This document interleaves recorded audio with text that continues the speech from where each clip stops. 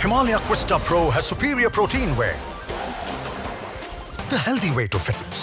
जिन्हें पहले कभी टीचर कहा जाता था, अब वो फैसिलिटेटर कहे जा रहे हैं। इन सब के बीच बच्चों को सिखाने वाले क्या कुछ सीख कर आए सिंगापुर, फिनलैंड और कैम्ब्रिज जैसे देशों से, तो साफ तौर पर उनसे बातचीत करेंगे। इस वक्त त्यागराज स्टेडियम में उन दो टीचर से मैं जुड़ रहा हूं और साफ तौर पर उनसे ये पूछेंगे, आपने मैम अपना नाम बताइए और अभी कहां पर आप पढ़ा रही हैं और आपने क्या सीखा? मेरा नाम प्रीति नंदा है और मैं सर्वोदय विद्यालय सेक्टर 6 रोहिणी स्कूल में टीचर हूँ, पीजीटी कॉमर्स। इससे पहले मैं मेंटर टीचर थी, जिस दौरान मुझे सिंगापुर जाने का चांस मिला, ये अपॉर्चुनिटी मिली और जो बहुत ही फ्रूटफुल रही। किस तरीके से टेक्नोलॉजी को मैं क्लासरूम में यूज कर सकती हूँ और ये मुझे कोविड के दौरान बहुत ही फ्रूटफुल रहा कि कैसे यूज करा जा सकता है, कैसे ग्रुप डिस्कशन में बच्चों की एज अ फैसिलिटेटर मैं लर्निंग करवा सकती हूँ। ये सारी लर्निंग मेरी सिंगापुर ट्रेनिंग के दौरान मैंने ये सीखी, जो मैंने अपनी क्लासरूम में इम्प्लीमेंट करा। साथ ही बच्चों में कैसे ओनरशिप की भावना को मैं इनकलकेट कर सकती हूँ, उस पर मैंने काम करा। कनेक्ट सारे स्टेक होल्डर्स के साथ एक कनेक्ट पे मैंने बहुत ज्यादा काम करा, जिसका रिजल्ट मुझे अब स्कूल्स में देखने को मिल रहा है। तो मैम ने सीखा कि टेक्नोलॉजी कैसे इम्प्लीमेंट करें और ओनरशिप कैसे लाई जाए। आपका शुभ नाम क्या है और आपने क्या सीखा? मेरा नाम मुकेश जैन है और मैं अगर देखूं तो सिंगापुर में अपने खर्चे से भी जा सकता हूं, बट मैं एनआई के साथ, किसी रेप्यूटेड इंस्टीट्यूट के साथ कोलैबोरेट नहीं कर सकता कि वो मुझे अकेले ट्रेनिंग दें। और जो टीचर्स की training, being a mentor teacher, हमारा बहुत बड़ा रोल रहा टीचर ट्रेनिंग में। टीचर ट्रेनिंग की जो रिफ्लेक्ट होती है वो बच्चों के अंदर ही रिफ्लेक्ट होती है आके।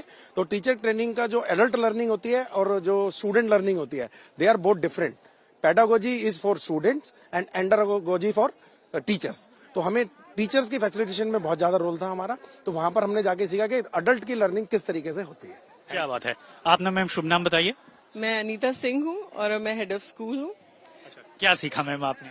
मैंने बहुत कुछ सीखा।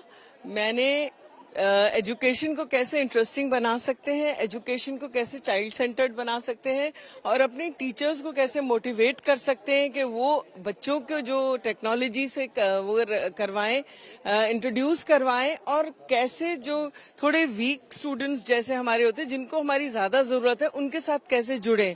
तो ये सारी चीजें हमें सीखने को मिली। ये भी कहा जा रहा है कि अपने देश में ही ट्रेनिंग करा लेते, बाहर भेजने की क्या जरूरत है? ये चल रहा है बाहर।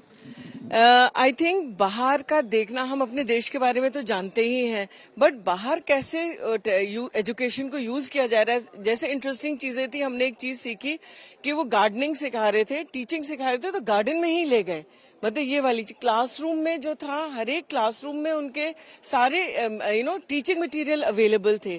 तो ये सारी चीजें मतलब अपने कंट्री में तो जो है वो है, बट ये चीजें बाहर से सीख के हमने अपने क्लास। अनीता मैम ने तो कह दिया बाहर जाना जरूरी है सीखने के लिए। आप कितना इत्तेफाक रखते हैं इससे कि फिनलैंड, कैम्ब्रिज और सिंगापुर जैसे देशों में जाकर के ही ट्रेनिंग लेना जरूरी है, जबकि कई बार दावा किया जाता है कि देश में ही बहुत सारी ऐसी संस्थाएं मौजूद हैं, तो अलग से खर्चे करने की क्या जरूरत? जी, अगर इसको हम देखें तो अगर एनिशिएंट इंडिया की बात करें तो उससे बाहर से लोग हमारी एजुकेशन को देखने आते थे, पर अभी हम क्या हो गया कि इस एजुकेशन में इस लेवल पे आ गए हैं कि यहाँ पर हमें स्ट्रगल करना पड़ रहा है बच्चों के लिए। और हम देख रहे हैं कि रिसर्च वर्क जो है, अभी अगर एनईपी 2020 की बात करें तो बहुत सारा रिसर्च पे जोर दिया गया है, तो हमारे पास रिसर्च का थोड़ा एरिया वीक है।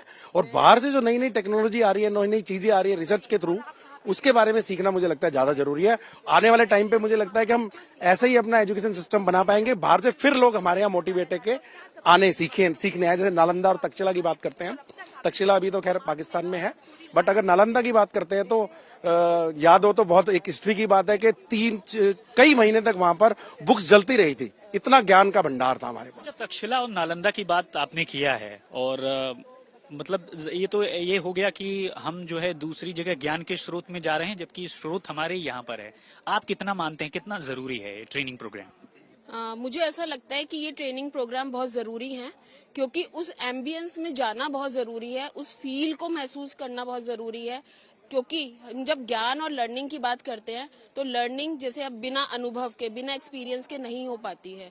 आज की इस सेशन में भी हमने ये जाना और वहां जाकर भी हमने जाना कि हम उस चीज को नहीं भूल पाए जो हमने वहां जाकर सीखी और इम्प्लीमेंट कर रहे हैं। पर यहाँ उस नॉलेज को, सिर्फ बुकिश नॉलेज को अगर हम लेते हैं या ट्रेनिंग्स लेते हैं उसी एम्बियंस में जिसमें हम रह रहे हैं, तो शायद वो लॉन्ग लास्टिंग नहीं होगी।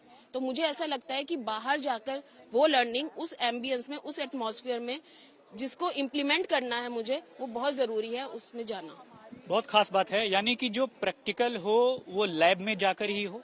अगर किसी को गार्डनिंग के बारे में पढ़ाया जा रहा है तो न केवल उनको क्लास में सिर्फ गार्डनिंग की थ्योरी क्लास दी जाए, बल्कि इससे बेहतर और अच्छा होगा कि वह जहां पर गार्डन है वहां पर जाए और फिर दोबारा क्लास चलाई जाए। यानी फैक्ट्स को बताने से पहले वहां के कल्चर को पहले इंट्रोड्यूस किया जाए।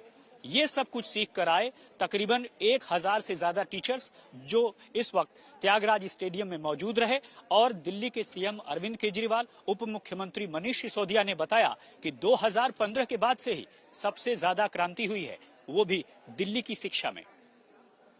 प्रदीप गुप्ता के साथ राम किंकर सिंह, दिल्ली।